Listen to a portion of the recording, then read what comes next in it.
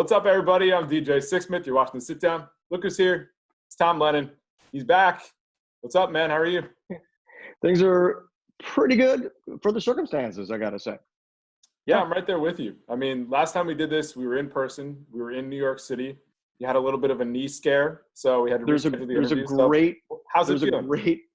There's a great detail to our last interview. So what happened was the night before I was going to go on a book tour for the Ronan Boyle series, I was doing a yoga headstand before bed, like you do.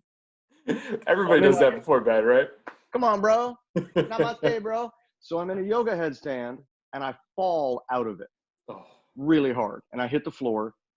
And suddenly I realize I can't really walk. And I've got it feels like somebody's putting out a cigarette in my knee at all times, which is a neat feeling if you haven't had it. And so then I flew to New York. And that next night I was on the Stephen Colbert show. And I did a sketch where we played leprechauns dancing around to promote the Ronan Boyle series. So I spent, I'd ripped my meniscus in my knee. And then I spent something like 3 or 4 hours shooting a leprechaun sketch on my knees like Dorf doing and I consider, and then they ran the clip that night, but I did a spot with Steven. I'd been on my knee all day that I'd torn pretending to be a leprechaun.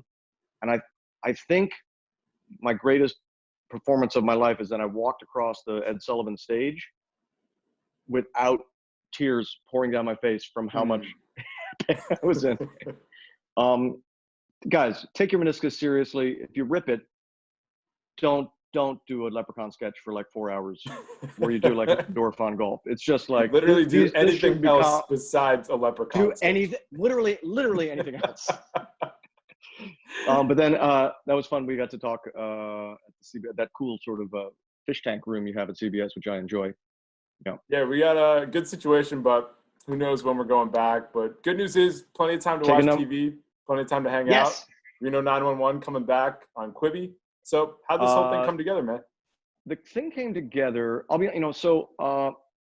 we have always talked about doing Reno 911 some more, but there's sort of a blessing and a curse, which is the blessing is that everybody from the cast got so successful that they all have their own shows. Yeah.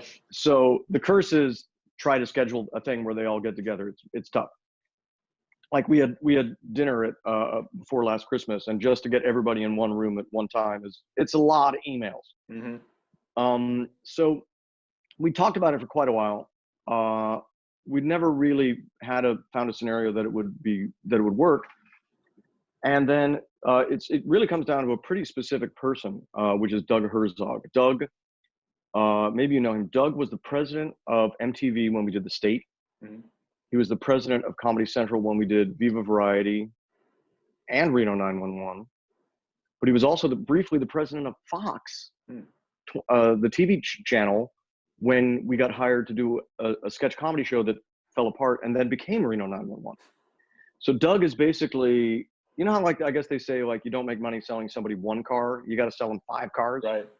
Somehow we've sold Reno 911 to the same guy 3 or 4 times, because Doug Herzog went to Quibi, and he was like, "Why don't you guys come do Reno 911?" And we're like, "Well, for your phone, I don't know." And then we thought about it. And we're like, "Well, it's a lot of the way you watch things anyway." And I realize now there's 25 Reno 911s coming out on Quibi. Wow. Yeah, and but keep in mind they're all in the 6 to 8 minute range. And the fact is, I wouldn't change it now. I wouldn't do an episode that's longer than that. In this era with my attention span, hells no. It's I've shown it to some folks. If you see Weird Al Yankovic plays Ted Nugent coming up on the show in an episode, he posts. You can look. It's on his Instagram, his Twitter, and everything. But I showed Al all the episodes when they were done because I respect his opinion a lot. And he wrote me back and he was like, I missed nothing. An 8-minute, a 7-minute Reno 911 is kind of perfect. There's just not as much, there's no fat. It's all the good stuff. When did you and Weird Al first meet up? So When Al got his star on the Walk of Fame, the people that presented it were Dr. Demento and me. And this is it's a slightly bizarre story, but it also is like, I think, an inspirational thing of like, this kind of thing can just happen. One morning, about 11 years ago, I was at the Staples office supply on Sunset in Boulevard. It was 11 o'clock in the morning. There was nobody there. And there was two people looking for printer toner. And there was one dude with really bizarre hair and me. And I look over and I'm like, there's only a couple guys in the world that have that kind of hairdo. This is, yeah. So I was like, and it's Weird Al. And I was like, I'm sorry, excuse me. Are you Weird Al Yankovic? And I had the mustache. And he says, why, yes, I am. Are you Lieutenant Dangle? And I said, yeah, yes, I am. And then I said, totally as a joke, I just said, well, should we just decide to be best friends then? And he said, okay, goodbye me. And we shook on it as a total joke, like as a bit we were doing at the Staples office supply. The really bizarre thing about the bit is it would end up ultimately being totally true. So yeah, because he's the kind of guy that if he says he's going to do something, he does it. Wow. Yeah. That's a great story. So what was it like putting the shorts back on for Lieutenant Dangle? Well, thank God they're a little bit stretchy. And they also, keep in mind, they never fit that great the first time. So it's, everybody's probably like, dude, you can't fit in those shorts. I never fit in them before. So the joke's on you. But the nice thing about getting in the shorts, and it's sort of, honestly, picking that outfit, first of all, that outfit, a lot of people don't know, is based on something so incredibly specific. Everybody's like, where'd you get this idea? It's so wacky. It's so random. Not at all. Have you lately seen the movie G.I. Jane? I have not, no. Check it. Google Viggo Mortensen in G.I. Jane. The two things you should know about Lieutenant Dangle is the outfit was based very specifically on Viggo Mortensen and G.I. Jane, who you can basically see his whole situation thing going on. The whole situation, dinky little shorts, blonde mustache, and then the voice, Lieutenant Dangle voice. This is just shows if you want to see how lazy actors can be. So I took Viggo Mortensen's outfit from G.I. Jane and the voice of Al Gore, and I just put them together. And that's so it's a bad Al Gore impression. Hi, good morning, everybody. Sheriff's Department. Sheriff's Department. The sea level's rising, everybody. It was never good, but that's what I was doing. Wow. I never knew the Al Gore part of it. I feel like you told me part of that story last time, but that's incredible. The Al Gore part was just like, I had no handle. We went very quickly because the reason we did the show is we'd just been canceled at a table read. I mean, they were just like, get out of here. We don't want you. And then we were like, well, what if, because it was for Fox, we're like, what if we just spoof cops? So we shot the show, the pilot of Reno in 2000 with zero preparation. So the first thing and I guess at the time, Al Gore was looming very large in my psyche. Yeah. Well, I think the cool thing about this experience is that people will get to check it out for the first time if they're from a different generation than fans of the show previously will get to jump in. So what do you think about that idea? And, what's most interesting to you about kind of bridging that gap between the old fans and potentially the new fans? It's very interesting to me, like, to see what from Reno 911 stayed sort of famous. And the weirdest thing, like later today, I have to go shoot a video for TikTok. That's me doing the thing called new boot goofing to myself. So there's like a famous clip from Reno 911, which is Dangle just walking out of, he goes into a boot store and comes out going, I'm just goofing, new boot goofing, 3 payments, genuine ostrich. Now that was just like a piece of filler that I made up so that I could walk from one place to the other.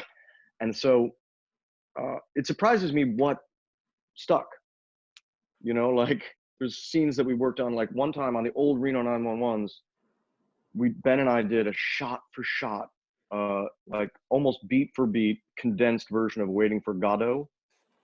So we're out in the desert and there's like barricades and we're waiting for George W. Bush's motorcade to go by. But it plays out exactly like the play. Like, I slept in a ditch last night. I found a rock in my shoe. And we spent a lot of time kind of working on this. No one's ever talked about it ever. Never been mentioned by anyone that I've ever known. So the stuff that we worked on really hard and crafted, no one cared about. But like, no book open, that lasted forever. And I think some people only know the show from that weird quote. That's pretty incredible. And maybe from Nisi's incredible behind, which we did have a prosthetic made for the film. If you haven't seen the Reno 911 movie, that was the big thing that we had to do for the movie. Is like, look, we've given Nisi this gigantic butt, which she always had wanted, and then we're gonna have to get a swimsuit somehow. So there was a lot of, it was a complicated process. Yeah, you guys have had a good time with this, and I just think it's great how it's really run all these different years. So feel free to jump in. I should tell. I have a wonderful, bizarre story about, speaking of Nisi and like Nisi's enormous butt as Williams. So we'd done like 5 or 6 seasons, and then we were going to do the Reno 911 movie, and we knew that she had to be in like a swimsuit because we're on the beach. It's going to be hilarious. So we had this incredible prosthetic made by like the world's greatest prosthetic people. They did like, the Travolta suit for hairspray and things like that.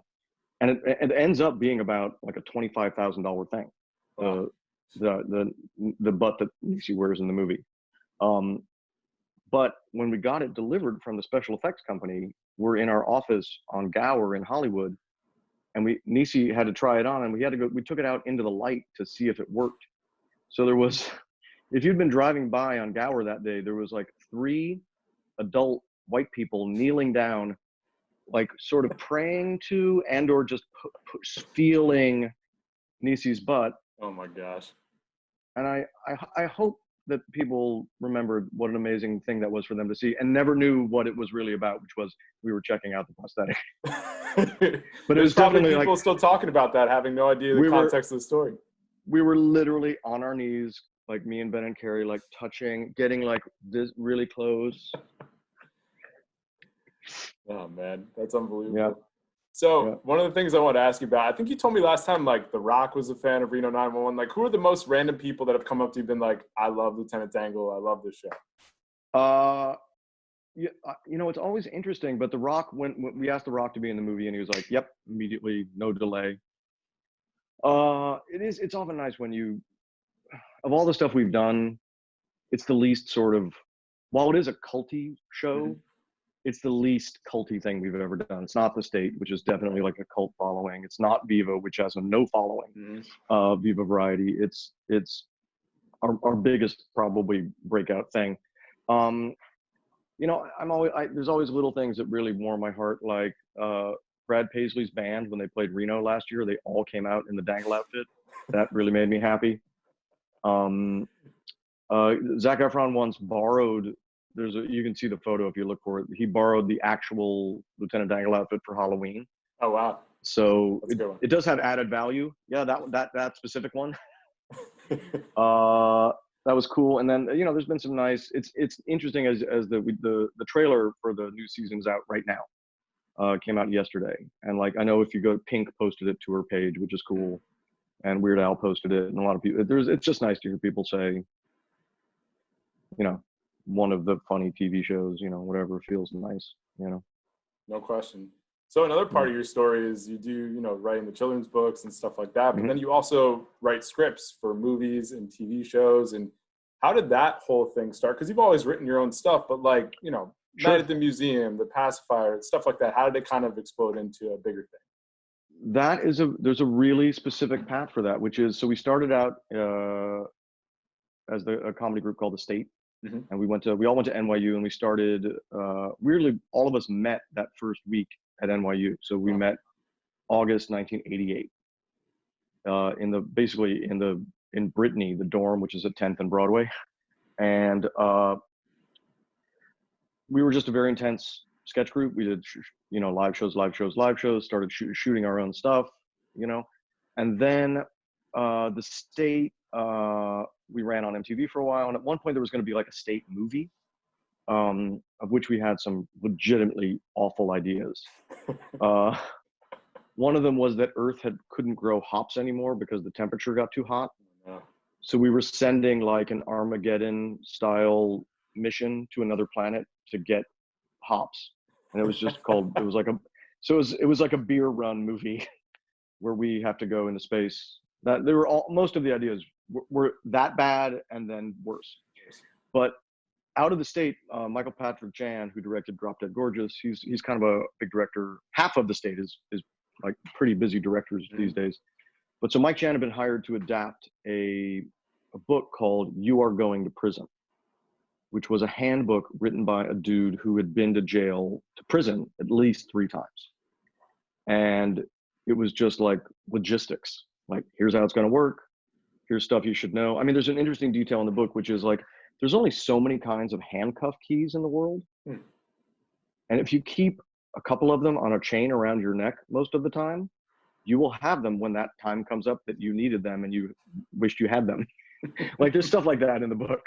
So Mike said, could you write a movie to me and Ben Garant? He said, can you write a movie of this book from a prison memoir? And we're like, well, we've never read a script. We've never read a screenwriting book. We have no formal training or informal training, but yes, we can definitely do that. What the hell, right?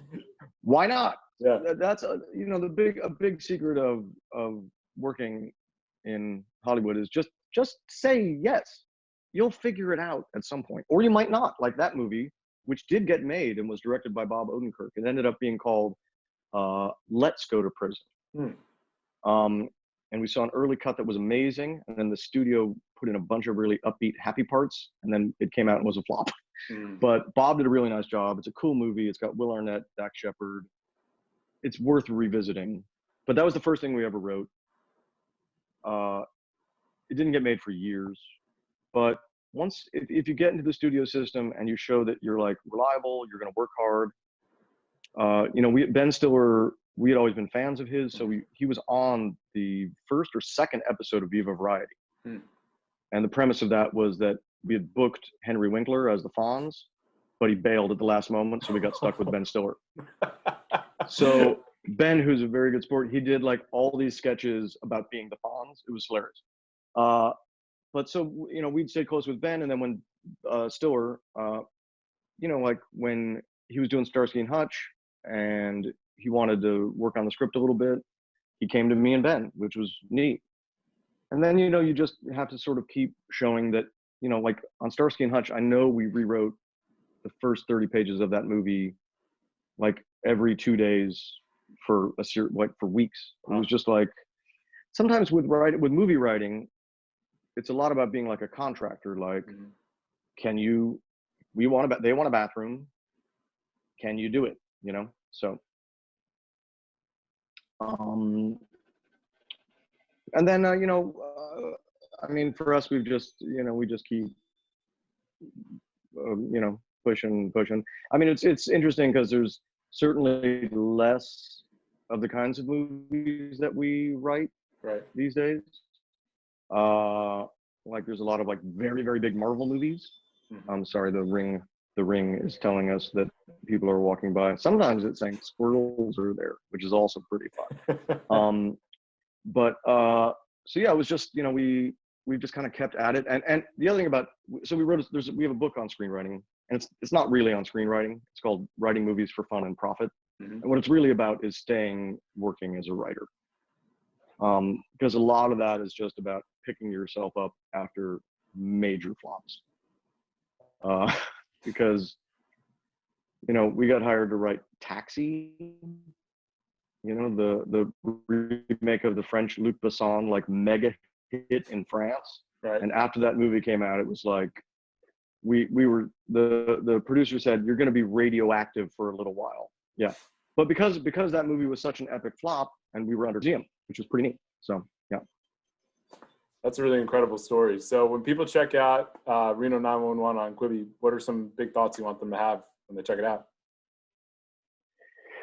One, here's what I love about Reno 911. You don't have to have literally any thoughts.